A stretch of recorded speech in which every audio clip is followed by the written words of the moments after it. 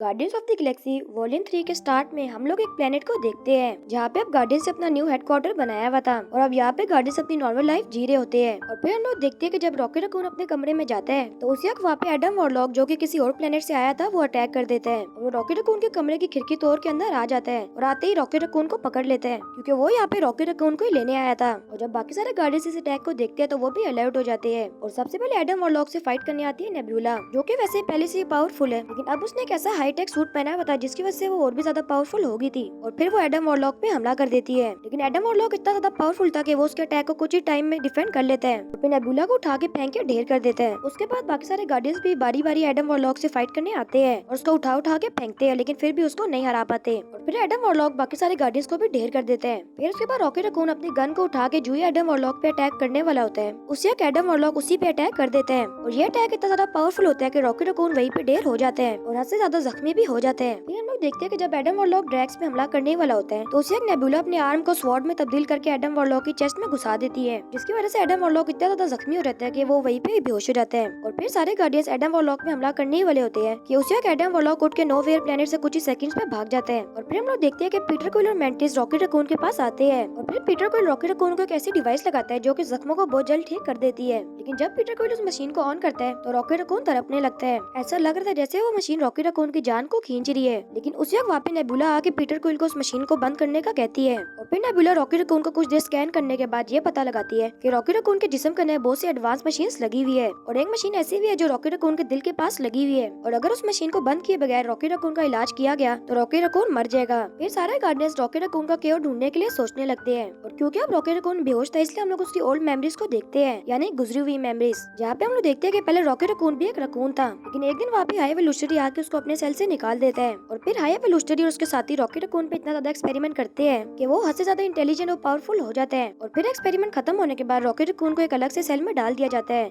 जहाँ पे उसी के जैसे 3 और एनिमल्स थे जो कि बहुत जल्द उसके दोस्त बन जाते हैं। फिर दूसरी तरफ हम लोग देखते हैं कि नेबुला ने रॉकेट रकून को स्कैन करके ये पता लगा लिया था कि वो सारे एडवांस मशीन जो कि रॉकेट रकून के जिस्म के अंदर लगी हुई है वो आखिर कहाँ बनाई गई है और असल में वो ऑर्बोस्कोप नामी प्लेनेट पे बनाई गई थी जिसको हाई वेलोसिटी ने बनाया था। फिर सारे गार्डियंस उस प्लेनेट पे जाने का प्लान करते हैं और फिर पीटर क्विल अपने दो साथियों को रॉकेट रकून का ख्याल रखने के लिए छोड़कर अपने कुछ और टीम मेंबर्स के साथ अपनी स्पेसशिप पे बैठ के मिशन के लिए चला जाता है। फिर दूसरी तरफ हम लोग हाई वेलोसिटी को देखते हैं जिसने एडम वॉरलॉक और उसकी मदर को पकड़ा हुआ था और क्योंकि एडम वॉरलॉक अपने मिशन में फेल हो चुका था इसलिए वो बहुत ज्यादा गुस्से में था। लेकिन एडम वॉरलॉक की मदर उसको कहती है कि क्योंकि एडम वॉरलॉक बहुत ज्यादा छोटा है इसलिए वो अपने मिशन में फेल हो गया। लेकिन इस बात को सुन के हाई वेलोसिटी और भी ज्यादा गुस्से में आ जाता है और वो कहता है मुझे इसकी कोई भी परवाह नहीं है, मुझे बस रॉकेट रकून चाहिए तो चाहिए, और वो फिर एडम वॉरलॉक को टॉर्चर करने लगता है। लेकिन फिर हाई वेलोसिटी एडम वॉरलॉक की मदर को ये कहता है कि मैं तुम लोगों को रॉकेट रकून को मेरे पास लाने का एक और मौका दे रहा हूँ, लेकिन अगर अब तुम लोग मेरे पास रॉकेट रकून को ना ला पाए तो मैं तुम लोगों की पूरी नस्ल को ही मार दूंगा। और असल में इस वक्त हाई वेलोसिटी काउंटर अर्थ में था जो कि बिल्कुल अर्थ जैसी दिखती है और हाई वेलोसिटी इतना साइको इंसान है कि वो चाहता है कि उसके काउंटर अर्थ और उसके सारे एनिमल्स बिल्कुल परफेक्ट हो, इसलिए वो अलग अलग प्लेनेट से एनिमल्स को पकड़ के उनमें एक्सपेरिमेंट करता रहता है। और एक दिन जब हाई वेलोसिटी नॉर्मल अर्थ में आया तो उसने उसी दिन ये सोच लिया कि मैं भी एक ऐसी अर्थ बनाऊंगा और उसने ऐसी अर्थ बना भी ली जिसका नाम उसने काउंटर अर्थ रखा। फिर दूसरी तरफ हम लोग देखते हैं कि अब पीटर क्विल ऑर्बोस्कोप के पास पहुंच चुका है, लेकिन वो उसके अंदर जाने वाला होता है कि उस वक्त पीटर क्विल की स्पेसशिप में कुछ रेविजर्स आ जाते हैं और पीटर क्विल के पूछने पर वो कहती है कि हमें यहाँ पे नेबुला ने बुलाया है और उसने हमें ये भी कहा है कि अगर तुम लोग रॉकेट रकून की फाइल ढूंढने में हमारी मदद करोगे तो मैं तुम लोगों को पूरे 1 लाख दूंगी। और फिर पीटर क्विल के साथ रेविजर्स भी ऑर्बोस्कोप के अंदर चले जाते हैं। फिर दूसरी तरफ हम लोग एक बार फिर से रॉकेट रकून की ओल्ड मेमोरीज को देखते हैं जहाँ पे रॉकेट रकून हाई वेलोसिटी के पास बैठा होता है और इस वक्त रॉकेट रकून हाई वेलोसिटी का एक ऐसा एक्सपेरिमेंट था जो कि इतना ज्यादा सक्सेसफुल था।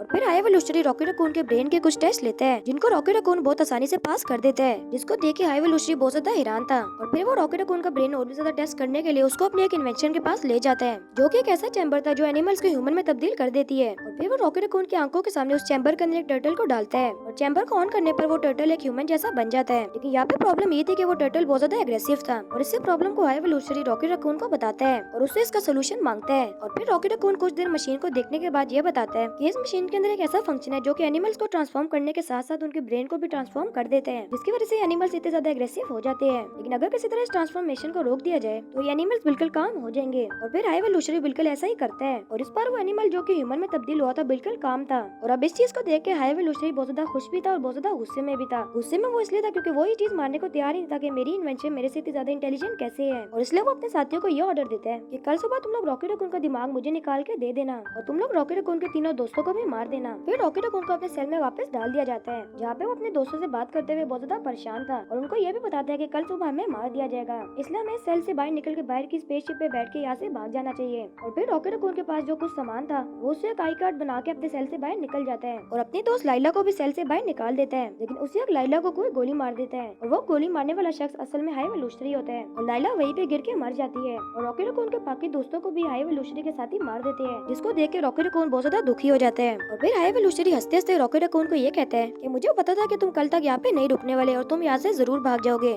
इसलिए मुझे यहाँ पे खुद ही आना पड़ा। और अब इसको सुन के रॉकेट रकून को इतना ज्यादा गुस्सा आ गया था कि वो उसे हाई वेलोसिटी पे हमला कर देता है और हाई वेलोसिटी का मुंह बहुत बुरी तरह से नोच देता है और वहाँ से एक स्पेसशिप के जरिए भाग जाता है। फिर दूसरी तरफ हम लोग देखते हैं कि गार्डियन ने सक्सेसफुली रॉकेट रकून की फाइल को ढूंढ ली थी जिसके अंदर रॉकेट रकून की सारी हिस्ट्री थी और जब वो लोग उस फाइल को खोलते हैं तो वो रॉकेट रकून की सारी हिस्ट्री को देख लेते हैं जिसमें रॉकेट रकून की ओल्ड मेमोरी भी थी। और जब सारे गार्डियंस रॉकेट रकून की बैक स्टोरी को देखते हैं तो वो भी बहुत ज्यादा दुखी हो जाते हैं और नेबुला ये कहती है कि हाई वेलोसिटी ने रॉकेट रकून पे बहुत ज्यादा ज्यादती की है। लेकिन अब यहाँ पे प्रॉब्लम ये थी कि उस फाइल में से वो कोड मिसिंग था जिसको गार्डियंस ढूंढ रहे थे, क्योंकि असल में उस कोड को हाई वेलोसिटी के एक साथी ने डिलीट कर दिया था और अब वो कोड उसके सर की चिप के अंदर था। और अब गार्डियंस ये फैसला करते हैं कि वो हाई वेलोसिटी के पास जाएंगे, लेकिन गमोरा पीटर को ऐसा करने से मना कर देती है और वो उसको कहती है कि हाई वेलोसिटी हम सबको मार देगा। और फिर गमोरा अपनी लोकेशन अपने साथी को भेज के उसको यहाँ से लेके जाने का कहती है। लेकिन हम लोग देखते हैं कि गमोरा के उस साथी को एडम वॉरलॉक और उसकी मदर ने पकड़ा हुआ था और वो उससे रॉकेट रकून के बारे में पूछ रहे थे। और अब गमोरा की लोकेशन एडम वॉरलॉक की मदर को मिल गई थी, इसलिए वो दोनों गार्डियंस को किडनैप करने के लिए काउंटर अर्थ में चले जाते हैं। और फिर दूसरी तरफ हम लोग देखते हैं कि गार्डियंस की पूरी टीम काउंटर अर्थ में पहुंच चुकी है और फिर वो लोग हाई वेलोसिटी के लैब के अंदर चले जाते हैं और उससे उस कोड को मांगते हैं। लेकिन हाई वेलोसिटी उनको ये कहता है कि अब मैं तुम सबको मार के रॉकेट रकून को ले लूंगा और ये जो कुछ भी हुआ है सब मेरे प्लान का हिस्सा था। और फिर हाई वेलोसिटी अपने स्पेसशिप पे बैठ के अपने साथी को ये ऑर्डर देता है कि जो मेरी स्पेसशिप यहाँ से हो रही है उससे तुम लोग काउंटर अर्थ को तबाह कर देना, जिसकी वजह से सारे गार्डियंस भी मर जाएंगे। और देखते ही देखते हाई वेलोसिटी की स्पेसशिप टेक ऑफ कर जाती है जिसकी वजह से पूरी काउंटर अर्थ में एक्सप्लोजन होने लगती है। और फिर हम लोग देखते हैं कि पीटर क्विल और ग्रूट जो कि हाई वेलोसिटी की स्पेसशिप के अंदर ही थे वो हाई वेलोसिटी के साथियों से फाइट करते हैं। और फिर हाई वेलोसिटी का वो साथी जिसके पास कोड था पीटर क्विल उसको पकड़ के स्पेसशिप से छलांग मार देता है और उसके पीछे पीछे ग्रूट भी छलांग मार देता है। लेकिन अब नेबुला, ड्रैक्स और मेंटिस को ये लगता है कि पीटर क्विल और ग्रूट अभी भी स्पेसशिप के अंदर ही है, इसलिए वो उनको बचाने के लिए स्पेसशिप के अंदर चले जाते हैं। फिर अब दूसरी तरफ हम लोग देखते हैं कि पीटर क्विल को वो कोड मिल चुका है, वो जल्दी से रॉकेट रकून के पास जाके उस कोड को लिख देता है जिसकी वजह से वो मशीन बंद हो जाती है। और फिर पीटर क्विल रॉकेट रकून का इलाज करके उसको कुछ ही देर में ठीक कर देते हैं। और फिर हम लोग देखते हैं कि नेबुला, ड्रैक्स और मेंटिस को हाई वेलोसिटी पकड़ के जेल में डाल देता है। और जब ये बात पीटर क्विल को पता चलती है तो वो हाई वेलोसिटी की स्पेसशिप पे अटैक करने का फैसला करता है। और फिर हम लोग देखते हैं कि नेबुला, ड्रैक्स और मेंटिस स्पेसशिप पे कुछ बच्चों को देखते हैं जिनको हाई वेलोसिटी ने एक्सपेरिमेंट करने के लिए रखा हुआ था। और फिर वो तीनों ये फैसला करते हैं कि वो इन बच्चों को बचाए बगैर स्पेसशिप से नहीं भागेंगे। और फिर हम लोग देखते हैं कि पीटर ग्रूट के साथ और अपने करीबी साथी जिसका नाम क्रैगलिंग था उसके साथ हाई वेलोसिटी की स्पेसशिप पे अटैक कर देता है और वो अपने तीनों साथियों को भी आजाद कर देता है। ये हम लोग हाई वेलोसिटी और गार्डियंस की टीम में एक जबरदस्त फाइट देखते हैं जिसका हर शॉट ही परफेक्ट था। लेकिन क्योंकि गार्डियंस बहुत ज्यादा बहादुर थे इसलिए वो हाई वेलोसिटी की टीम को बहुत बुरी तरह से हरा देते हैं और गमोरा भी हाई वेलोसिटी को चाकू मार के उसको गिरा देती है। और फिर पीटर रॉकेट रकून को ये कहता है कि अब तुम हाई वेलोसिटी को मार के अपना बदला ले लो, लेकिन रॉकेट रकून ऐसा करने से मना कर देता है और वो कहता है कि मैं हाई वेलोसिटी जैसा बिल्कुल भी नहीं हूँ और वो हाई वेलोसिटी को स्पेसशिप पे मरने के लिए छोड़ देता है। और फिर हम लोग देखते हैं कि सारे बच्चों को नोवेयर प्लेनेट पे शिफ्ट कर दिया जाता है और सारे एनिमल्स को भी। और इस चीज में गार्डियंस की सबसे ज्यादा मदद की थी कॉस्मो द डॉग ने, जिसके पास टेलीकिनेसिस पावर थी, जिसकी मदद से उसे नोवेयर प्लेनेट को और हाई वेलोसिटी की शिप को आपस में जोड़ दिया था ताकि शिफ्टिंग में कोई भी प्रॉब्लम ना आए। लेकिन इस सब में कॉस्मो द डॉग ने अपनी इतनी ज्यादा पावर लगा दी थी कि वो वहीं पे बेहोश हो जाती है,